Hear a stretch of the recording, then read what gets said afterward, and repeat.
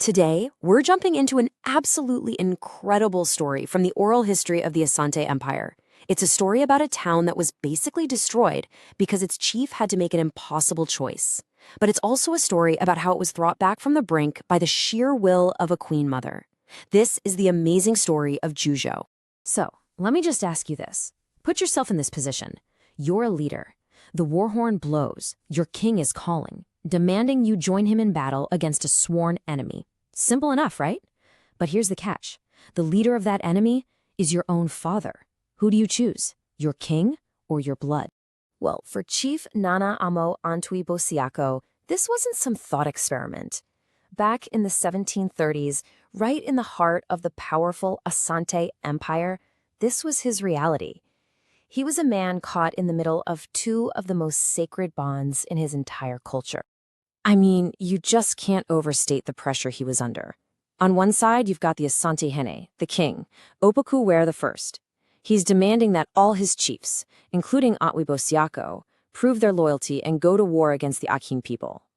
But on the other side, his own father was the Akin king. It's the ultimate test of that famous saying, blood is thicker than water. But to really get why this one choice would lead to the complete destruction of his town, we have to back up a little. We need to understand why Juaso was so important to the Asante Empire in the first place. And that story doesn't start with a war, but with a river and a miracle. So like a lot of Akan settlements, the first people to call this place home set up camp near a source of life, the Dwabo River. It makes perfect sense, right? Water is life. They called their little settlement Dwaboso, which literally just means close to the Dwabo River. And over time, that name got shortened to the Juaso we know today. Okay, so this is where the story gets really legendary. We've got two huge figures from history entering the picture. Osei Tutu, the man who founded the Asante Empire, and his great priest, Okomfo Anoshe. They're traveling through this area on foot with their warriors. Imagine this. After traveling a really long way without any rest, Osei Tutu finally gets to the banks of the Dwabo River. He's exhausted. He finds a small rock, sits down, and finally gets a drink of water. It's a simple human moment, but what happens next is going to make this spot sacred forever. And this is where the story takes a turn, from just history to a straight-up miracle. Just as Osei Tutu finishes drinking, the ground around that very rock he was sitting on just sinks, creating this deep pit of water out of nowhere. And from the pit, a massive crocodile emerges. And get this, a local man saw the whole thing happen. This event spiritually tied Juaso to the very founding of the Asante Empire itself. This wasn't just any town anymore. It was sacred ground.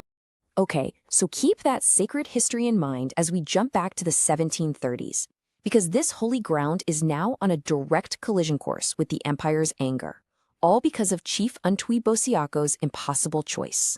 So when the Ashanteni Opokaware called all his chiefs to war, Antwi Boasiako made his call. He chose blood. He refused to fight his father. And he knew exactly what that meant. He knew this was an act of defiance that would bring ruin. So he immediately told his royal family, get out, flee, scatter before disaster gets here. The Asante won the war, and you better believe revenge came quickly. One of the other Asante chiefs, the kumawu, felt so betrayed by Antwi Boasiako that he took matters into his own hands. He attacked and killed the chief of Juaso. Think about that, an Asante chief killed by another Asante chief. So what did the king have to say about this? Well, when the royal council got together to talk about this crime, the Asantehene delivered an absolutely chilling verdict.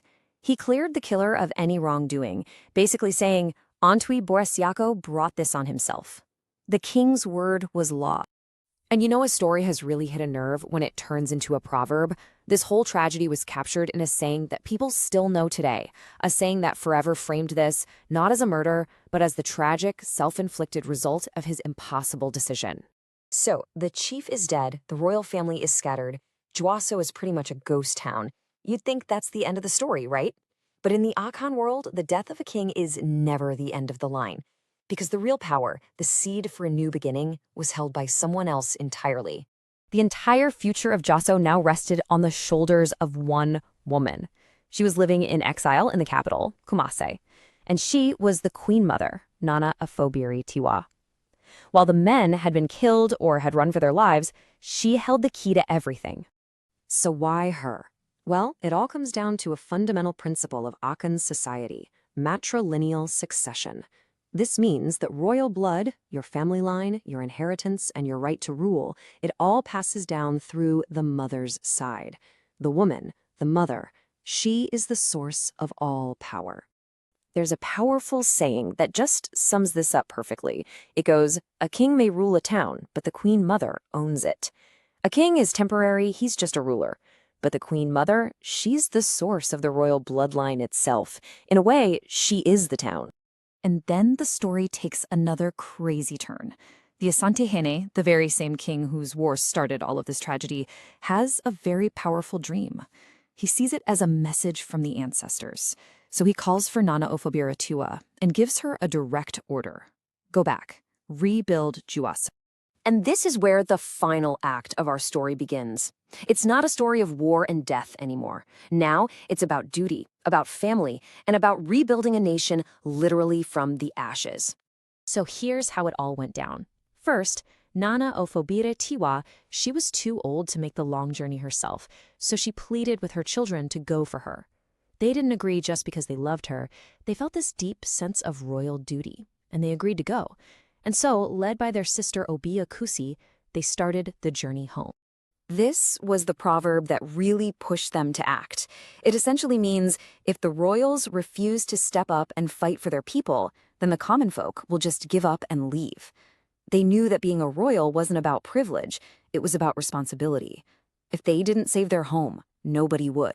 When they finally got back, Obiakusi became the new queen mother, and her brother was made the new chief. And he swore this great oath. He wouldn't just rebuild the town's buildings. No, he would find and bring back every single scattered member of their royal Oyoko clan. Juaso was going to have a brand new purpose. And here's the incredible part. They did it. They were so unbelievably successful that they gave birth to a whole new proverb, one that completely rewrote the town's story. A place that was once a symbol of tragedy and defiance was transformed into a beacon of homecoming. The new saying went, "If your Oyoko is lost, go to Juaso." From a story about a fatal choice to a symbol of unity. What an absolutely incredible turnaround.